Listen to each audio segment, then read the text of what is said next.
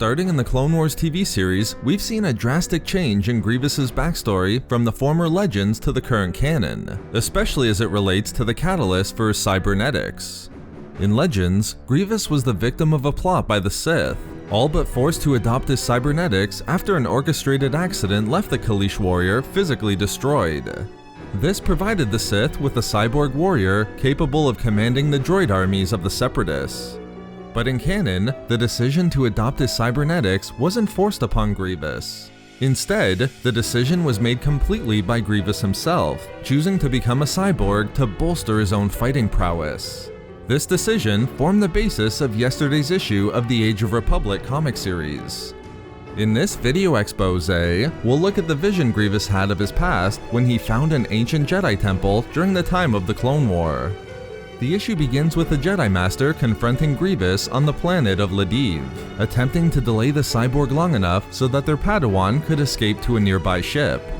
Not only would Grievous make quick work of the Master, but despite the Padawan's head start, Grievous beat him to the ship as well, leaving both Master and Apprentice dead. Grievous would soon locate a datapad with coordinates to a nearby Jedi Temple upon the planet, allowing him to conclude that the temple was the focus of the two slain Jedi. In no time, Grievous located the temple, soon walking through the halls of the seemingly abandoned Jedi sanctuary.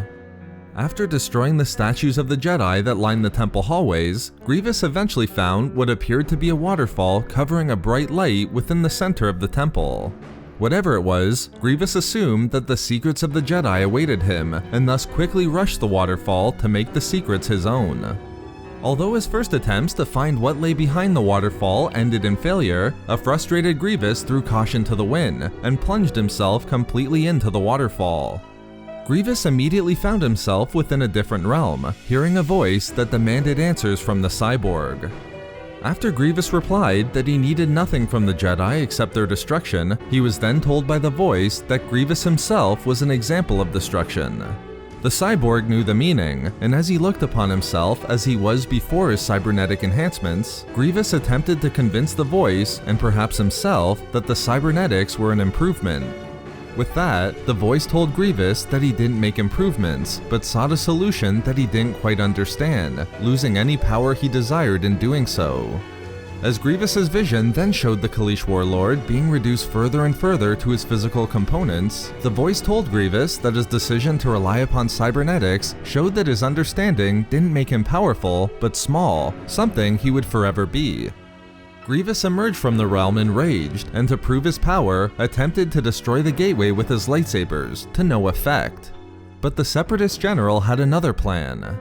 Ordering the droids on board the Invisible Hand to use the vast firepower of the capital ship to bombard the temple's coordinates, Grievous unleashed destruction upon the temple. Grievous would watch long into the night as the temple's cinders burned out, believing he had demonstrated the power that went unrecognized within the realm he entered previously. But as Grievous turned to leave, we see that although the physical structure of the temple had been devastated, the bright light representing the gateway was still present. So there we have it, how Grievous saw a vision of himself before his cybernetic enhancements. We love making these videos, so why not subscribe for more fun Star Wars theories and discussions. Also, if you enjoyed the video, think about giving a like or leaving a comment. Or perhaps follow us on Twitter, @SWReadingClub, for updates regarding the channel. Or support the channel through Patreon for access to exclusive rewards and discussions.